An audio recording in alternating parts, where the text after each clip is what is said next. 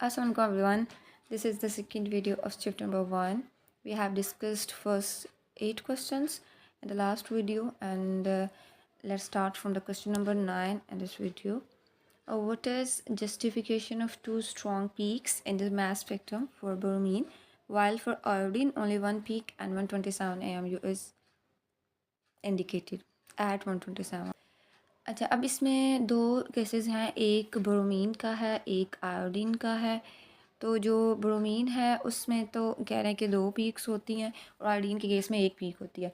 तो इसका मतलब है कि हमें ये पता होना चाहिए कि नंबर ऑफ़ पीक का क्या मतलब है। लास्ट वीडियो में ये चीज़ डिस्कस कर चुकी थी क्वेश्चन नंबर 8 में, कि जो हाइट ऑफ पीक होती है इट रिप्रेजेंट्स के रिलेटिव अबंडेंस कितनी है। जितनी ज़्यादा हाइट होगी उतनी अबंडेंस ज़्यादा होगी। और अगर नंबर ऑफ़ पीक्स की बात करें तो नंबर ऑफ़ पीक्स का मतलब होता है कि आपके पास आइसोटोप्स कितने हैं। अगर तो 2 पीक्स हैं इसका मतलब है 2 आइसोटोप्स होंगे, अगर 3 है तो इसका मतलब होगा 3 आइसोटोप्स होंगे, ठीक है। और अगर 1 है तो इसका मतलब होगा 1 आइसोटोप है, मोनो आइसोटोपिक है। तो ब्रोमीन के केस में देख लें, उन्होंने क्वेश्चन में ही बता दिया था कि 2 होते हैं, लेकिन इसका मतलब क्या है ये हम लोगों ने बताना है। तो वो कहते हैं ब्रोमीन की 2 पीक्स होती हैं, स्ट्रॉन्ग पीक्स होती हैं, ऑलमोस्ट इक्वल होती हैं। तो इसका मतलब है कि इसके 2 नेचुरली अक्रिंग आइसोटोप्स हैं, ठीक है। पीक्स का उन्होंने पूछा है ना, तो उसका हम सबसे पहले बताएंगे कि इसका मतलब क्या है। तो इसका मतलब ये है कि हमारे पास जो 2 ब्रोमीन के आइसोटोप्स हैं। अब वो आइसोटोप्स होते हैं, एक है ब्रोमीन 79 और एक है ब्रोमीन 81। इनकी जो रिलेटिव अबंडेंस है 79 की 50.54% है और जो ब्रोमीन 81 है उसकी 49.46% है। इसका ग्राफ मस्ट आपने ड्रा करना है। साथ में इसके केस में देखें, आपने 2 पीक्स शो करनी है। अब यहाँ पे क्योंकि इनकी जो रिलेटिव अबंडेंस है वो ऑलमोस्ट इक्वल है, एक की 49 दूसरे की 50 तकरीबन, तो दोनों के केस में देखें ग्राफ भी जो पीक्स आएंगी वो ऑलमोस्ट सेम आएंगी, ठीक है। तो 2 पीक्स आपने ड्रा करनी है, लेकिन ये ध्यान रखना जब पीक्स ड्रा करें तो इसका ये सेम मतलब 81 और ये 79 ही होना चाहिए। नेक्स्ट आयोडीन की बात करते हैं। तो आयोडीन के केस में क्वेश्चन में ही मेंशन है कि हमारे पास 1 पीक आती है। तो यहाँ हम मेंशन करेंगे कि आयोडीन जो है बीइंग मोनो आइसोटोपिक वो क्या करेगा, ओनली 1 पीक देगा। अब ये 127 पे आती है, तो आपने इसका ग्राफ ड्रा कर लेना। 127 पे इसकी 1 पीक ही ये शो करनी है, ठीक है। ये 100% यही होता है, इसका दूसरा कोई आइसोटोप नहीं होता। 10 what is electrometer and give its function in spectrometer, not spectrometer. तो इलेक्ट्रोमीटर जो होता है वो हमारे पास आयन कलेक्टर होता है। जब आप इसके फंक्शंस लिखेंगे तो आप इसके 3 पॉइंट्स बना लेंगे। फर्स्ट पॉइंट आप ऐड करें कि ये क्या करता है, ये कलेक्ट आयंस, ठीक है, ये आयंस को कलेक्ट करता है। सेकंड पॉइंट करेंगे, ये आयन कलेक्टर का लिखेंगे। सेकंड पॉइंट आप लिखेंगे कि डेवलप्स इलेक्ट्रिक करंट, ठीक है। सेकंड पॉइंट इसको बना लेंगे कि इट डेवलप्स इलेक्ट्रिक करंट। और थर्ड पॉइंट आप बनाएंगे कि gives the relative abundance of ions of definite ME value, कि हमारे पास ये रिलेटिव अबंडेंस भी देता है। तो ये हमारे पास 3 फंक्शंस इसके हो गए इलेक्ट्रोमीटर के। नेक्स्ट करते हैं, यहाँ पे भी यही लिखा हुआ है स्टार्टिंग पे भी और फंक्शंस में भी ऑलमोस्ट वही है। तो आप 3 पॉइंट्स बना के लिख लें तो ज़्यादा बेहतर है। क्वेश्चन नंबर 11 जो है differentiate between gram atom and gram ion. Mole अलग जो है कॉन्सेप्ट है ये मोल के केस में। अगर तो आप एलिमेंट की बात कर रहे हैं ना, और उसके मास को, जो एटॉमिक मास होगा, एलिमेंट है तो उसका एटॉमिक मास होगा, उसको ग्राम में रिप्रेजेंट कर अगर आपने कर देना तो वो ग्राम एटम होगा। और आयनिक मास जो होता है किसी आयनिक कंपाउंड का, उसको ग्राम में रिप्रेजेंट करेंगे तो वो ग्राम आयन कहलाएगा, ठीक है। सिंपल सी बात है। मैं फिर रिपीट कर रही हूँ कि अगर एलिमेंट है आपके पास तो फिर आपके पास उसके मास को रिप्रेजेंट करने से ग्राम है, वो ग्राम एटम कहलाएगा। लेकिन अगर आपके पास आयन है, ठीक है, कोई आयनिक कंपाउंड है, उसके मास को अगर आप ग्राम में रिप्रेजेंट करते हैं तो फिर आपके पास ग्राम आयन कहलाएगा। जैसे कि फॉर्मूला देखते हैं, इसका फॉर्मूला है जी, ग्राम एटम जो है वो रिप्रेजेंट करेंगे कि mass of element over atomic mass of element, और ग्राम आयन जो होगा उसका mass of ionic species over formula mass of species. जब हम आयनिक स्पीशीज़ की बात करते हैं तो वो फार्मूला मास वर्ड यूज़ करते हैं, मॉलिक्यूलर मास वर्ड यूज़ नहीं करना, ठीक है, क्योंकि इसके मॉलिक्यूल्स नहीं होते उस तरह। एग्जांपल देख लेते हैं और ज़्यादा क्लियर हो जाएगा। कि देखें, जब ग्राम एटम है उसमें हम लोग ने हाइड्रोजन लिया हुआ है, ठीक है, मतलब हम एलिमेंट की बात करें ना तो हाइड्रोजन लिया हुआ है। अब हाइड्रोजन कार्बन लिया हुआ है, तो दोनों जो हैं हमारे पास एलिमेंट हैं, इसके मास को हम ग्राम में रिप्रेजेंट कर रहे हैं तो ये इसका बन जाएगा। लेकिन अगर हम दूसरे के कार्बन के करेंगे तो ये 12 ग्राम है। लेकिन अगर आप इस साइड पे देखें तो OH है वो 17 ग्राम है, ठीक है। नेगेटिव साइन ऊपर आयनिक स्पीशीज है। SO4-2 ये भी नेगेटिव है तो ये 96 ग्राम है। ये हमारे पास हो गया क्वेश्चन नंबर 11। क्वेश्चन नंबर 12 को डिस्कस करते हैं। What is gram formula, give example. अच्छा, ग्राम फार्मूला जो है वो करते हैं ग्राम एटम और ग्राम आयन के। आई थिंक सो आपको समझ आ गई होगी। अब ग्राम एटम और ग्राम आयन को अगर आ गई है तो ग्राम फार्मूला बहुत आसान है। वही चीज़ है कि अगर आपके पास आयनिक स्पीशी है उसका फार्मूला जो है उसके मास को लेके तो उसको ग्राम में रिप्रेजेंट कर दें तो आपके पास ग्राम फार्मूला कहलाएगा। जैसे कि हमारे पास देखिए आयनिक स्पीशी है, NaCl आयनिक है, तो हमारे पास AgNO3 भी आयनिक है। इन दोनों का देखना है कि आपके पास कितना फार्मूला मास आएगा। ठीक, NaCl का होता है 58.50 ग्राम और जो AgNO3 है इसका 170 ग्राम है। ग्राम में रिप्रेजेंट किया हुआ है तो ये हमारे पास ग्राम फार्मूला कहलाएगा। देखा जाए तो ग्राम फार्मूला का mass of ionic substance in grams और फार्मूला मास। अगर मोल को सिंपल भी करें तो हम उसको ऐसे रिप्रेजेंट करते हैं, मास ओवर मोलर मास, ठीक है। तो वही है, तो मास ऊपर है इसका और फार्मूला मास नीचे है, क्योंकि आयनिक की बात करें तो वर्ड फार्मूला मास यूज़ करेंगे। Next we have question number 13, define stoichiometry, write down its 2 laws. अच्छा, डिफाइन करते हैं। ये स्टाइकोमेट्री जो होता है हमारे पास ये एक केमिस्ट्री की ब्रांच है जो कि स्टडी करती है एक क्वांटिटेटिव रिलेशनशिप को। किस किस का क्वांटिटेटिव रिलेशनशिप?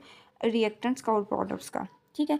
रिएक्टेंट्स और प्रोडक्ट्स का क्वांटिटेटिव रिलेशनशिप स्टडी करती है कब? जब आपके पास बैलेंस्ड केमिकल इक्वेशन हो, ठीक।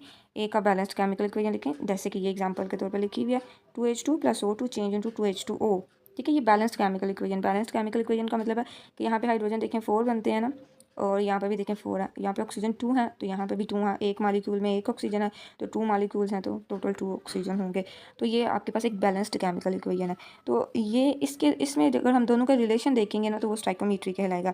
अब अमाउंट्स, स्टाइकोमेट्रिक अमाउंट्स की बात करते हैं तो अमाउंट्स वो रिएक्टेंट्स की या प्रोडक्ट्स की वो अमाउंट्स होती हैं जो कि बैलेंस्ड केमिकल इक्वेशन में होती हैं। लाइक जैसे ये बैलेंस केमिकल इक्वेशन की हमने बात की, इसमें जो हाइड्रोजन है वो 4 ग्राम है, ऑक्सीजन 32 ग्राम है और वाटर जो है वो 36 ग्राम है, ठीक है। 2 मोल्स है ना तो 36 होगा, 1 मोल होगा तो 18 ग्राम होगा। ये हो गया हमारी इसकी डेफिनेशन। अगर एजम्पशंस की बात कर लेते हैं, हमारे पास इसके एजम्पशंस क्या हैं कि all the reactants are completely converted into products, no side reaction occurs. Sometime वो आपसे अलग से एजम्पशंस ही पूछ लेते हैं और समटाइम वो आपसे लॉज पूछ लेते हैं कि इसमें कौन से लॉज फॉलो होते हैं। तो all the reactants are completely converted into products, एक तो ये है, और दूसरा ये है आपके पास no side reaction occurs.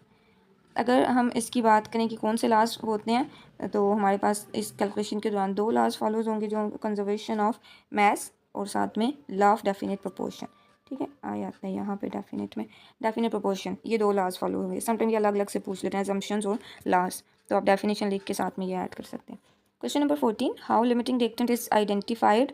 Limiting reactant बहुत इंपॉर्टेंट शॉर्ट क्वेश्चन है। इसके केस में क्या है, लिमिटिंग रिएक्टेंट क्या होता है, हमारे पास बड़ी अच्छी डेफिनेशन ये लिखी हुई है, इसमें मतलब सारे पॉइंट्स ऐड हैं कि a reactant which is used और consumed earlier due to its lesser amount, अपनी कम अमाउंट होने की वजह से जो जल्दी ख़त्म हो जाता है ऐसा रिएक्टेंट, और जो कंट्रोल करता है अमाउंट ऑफ प्रोडक्ट को केमिकल रिएक्शन में, उसको लिमिटिंग रिएक्टेंट बोलते हैं, ठीक है। मतलब ये कि जब वो पहले ख़त्म हो जाएगा तो वो फर्दर रिएक्शन नहीं हो पाएगा ना, रिएक्शन वहीं पे स्टॉप हो जाएगा। अगर एक रिएक्टेंट ही ख़त्म हो जाए तो दूसरा अकेला तो वैसे रिएक्ट नहीं करेगा ना, तो जब वो ख़त्म हो जाएगा तो इसका मतलब है कि रिएक्शन को स्टॉप कर देगा, वो कंट्रोल कर रहा है रिएक्शन को। जैसे कि यहाँ पे ये वाटर की कंडीशन देखें, वाटर के एग्जांपल। अब ना एक और बात आपने याद रखी कि जब भी हम लोग लिमिटिंग रिएक्टेंट के केस में बात करते हैं ना तो हमने बैलेंस्ड केमिकल इक्वेशन नहीं लिखनी होती। जैसे कि यहाँ पे भी बैलेंस्ड केमिकल इक्वेशन वैसे लिखी हुई है 2H2 + O2 change to 2H2O। अगर हम इसके केस में देखें ना, देखें बैलेंस्ड केमिकल इक्वेशन अगर आप लिखते हैं तो इसमें देखें कोई भी लिमिटिंग रिएक्टेंट तो होता ही नहीं है। जितने हाइड्रोजन थे सारे हाइड्रोजन लग गए, जितना ऑक्सीजन था उतना ऑक्सीजन लग गया। सो मैं अक्सर बच्चों को ये कहती हूँ कि यहाँ पे ये 2 ना लगाएं, यहाँ पे भी ये 2 ना लगाएं, तो आपके पास ये बैलेंस्ड केमिकल इक्वेशन नहीं बचेगी। अगर आप ये 2 नहीं लगाते तो आपके पास इक्वेशन जो बचती है वो आती है H2 + O2 और अब चेंज इनटू H2O। अब यहाँ पे देखें 2 हाइड्रोजन है, ये देखें, अब यहाँ पे 2 हाइड्रोजन है, यहाँ पे 2 हाइड्रोजन है, ठीक है। यहाँ पे 2 ऑक्सीजन है, यहाँ पे 1 ऑक्सीजन है, तो 1 ऑक्सीजन है तो इसका मतलब है अभी ऑक्सीजन पड़ा हुआ है, तो जब आप ऑक्सीजन पड़ा हुआ लेकिन हाइड्रोजन रिमूव ख़त्म हो गया, तो जब हाइड्रोजन ख़त्म हो गया मतलब इसकी लेसर अमाउंट थी जो जल्दी ख़त्म हो गया और हमारे पास रिएक्शन को इसने स्टॉप कर दिया। तो इट्स मीन कि जब हमारे पास आएगा ये वाला रिएक्शन होगा तो इसमें हाइड्रोजन लिमिटिंग रिएक्टेंट है। तो जब भी आप इक्वेशन लिखें, जब भी आप एक क्वेश्चन लिखें इस केस का कोई एग्जांपल लिखें, तो आपको साथ में ये मेंशन करना चाहिए कि ये वाला लिमिटिंग रिएक्टेंट है। आइडेंटिफिकेशन ऑफ लिमिटिंग रिएक्टेंट कैसे करते हैं? Identification of limiting reactant 3 steps होते हैं। सबसे पहले क्या करते हैं कि आपके पास ना मैस अमूमन दिया होता है, आपने उसको यूज़ करके number of moles find out करने होते हैं। किसके करने होते हैं? रिएक्टेंट के। ठीक है, नंबर ऑफ़ मोल्स जब आपको मैस दिया गया ना तो आपने मैस ओवर मोलर मैस करना और इससे आपको नंबर ऑफ़ मोल्स मिल जाते हैं। ठीक है, रिएक्टेंट की मैं फिर इसको हाईलाइट कर रही हूँ कि रिएक्टेंट की बात हो रही है पहले पे। फिर जब हम सेकंड की बात करते हैं तो सेकंड में अब जब रिएक्टेंट के आ जाएंगे ना, उसी से हम लोग number of moles of products को फाइंड आउट कर लेंगे उसकी हेल्प से।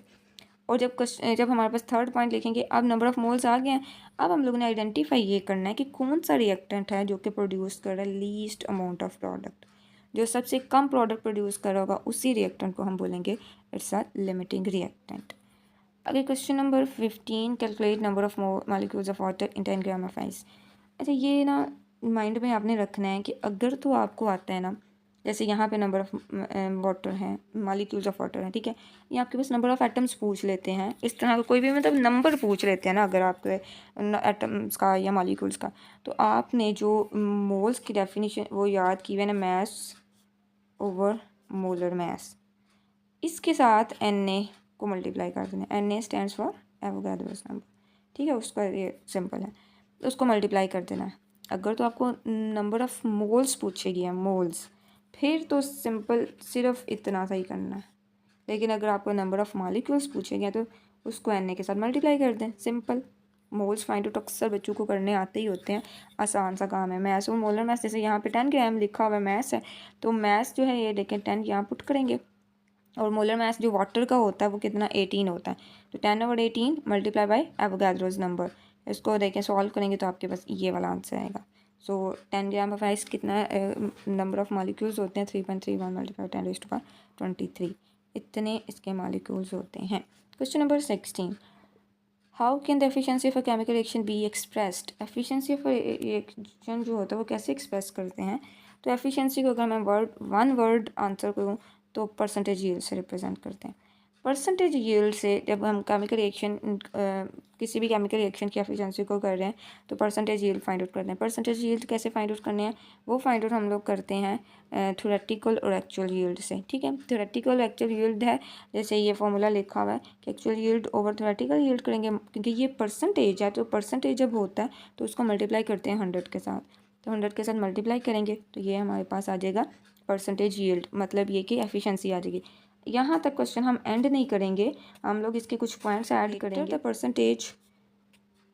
greater the percentage yield, more the amount of reactants will convert into products।